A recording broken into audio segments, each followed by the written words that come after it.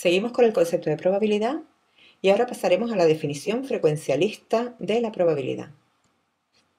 Esta definición frecuencialista solo se puede utilizar en aquellos fenómenos aleatorios que son experimentales. Es decir, necesitamos realizar el experimento aleatorio y además observar el resultado obtenido para poder asignar a un suceso un valor de probabilidad. La probabilidad de que ocurra el suceso A se define como el límite cuando n tiende a infinito de la frecuencia relativa de ese suceso.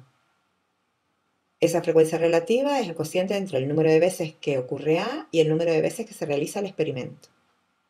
El número de veces que se realiza el experimento debe ser suficientemente grande, porque la probabilidad de este suceso se define como el límite de la frecuencia relativa cuando n tiende a infinito. Veamos un ejemplo para calcular probabilidad bajo este criterio. Si tiramos una moneda 1.000.000 de veces y obtenemos cara en 500.000 de las veces que hemos hecho el experimento, se puede decir que la probabilidad de obtener cara es del 50%. Como ven, lo que hemos hecho es, para calcular la probabilidad de obtener cara, calcular el límite de la frecuencia relativa. En este caso, la frecuencia relativa es un medio, es decir, el límite será 0,5. Esa es la probabilidad que tiene asociada, si hubiéramos utilizado la definición de Laplace o la definición clásica, la probabilidad que tiene asociada sacar cara en el lanzamiento de una moneda. Pero aquí lo hemos comprobado por experimentación.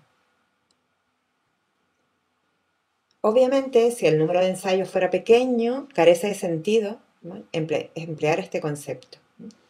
Veamos esta situación. Si tiramos solo 10 veces un dado y en las 10 veces en ningún momento aparece el número 4, lo que no podemos hacer es decir que la probabilidad de que aparezca un 4 cuando lanzamos un dado es 0. Para poder calcular esta probabilidad desde el punto de vista frecuencialista, el dado lo tendríamos que tirar un número suficientemente grande de veces como para que obtengamos la probabilidad que sabemos que tiene el sacar un número 4 cuando lanzamos un dado, que es un sexto.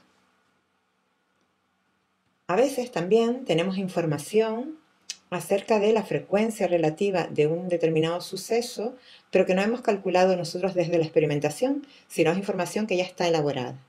Por ejemplo, podemos disponer de información de las unidades familiares que están empadronadas en una capital de provincia y el dato que tenemos es que el 58% de las unidades familiares están formadas por 3 miembros. Por tanto, podemos asimilar la frecuencia relativa a la probabilidad y decir que la probabilidad de que en esta población una unidad familiar tenga 3 miembros es de 0,58.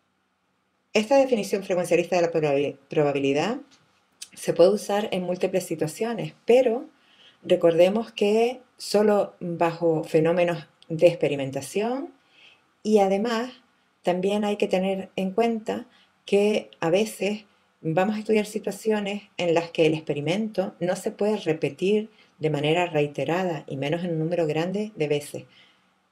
Por ejemplo, en los estudios de control de calidad, donde lo que hacemos es destruir, en la mayoría de los casos, las piezas o los elementos que se producen para poder comprobar cuáles son sus características de resistencia, de duración, etc.